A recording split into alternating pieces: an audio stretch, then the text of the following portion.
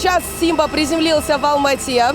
Загрузили мы его вчера. Осмотр был проведен сразу на месте. Вчера, как только ветеринары Алматинского зоопарка прилетели в Актау, мы сразу же поехали на осмотр животного.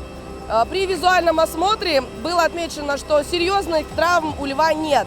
Масса тела в норме, есть небольшие психологические отклонения, но в принципе с этим тоже будем работать.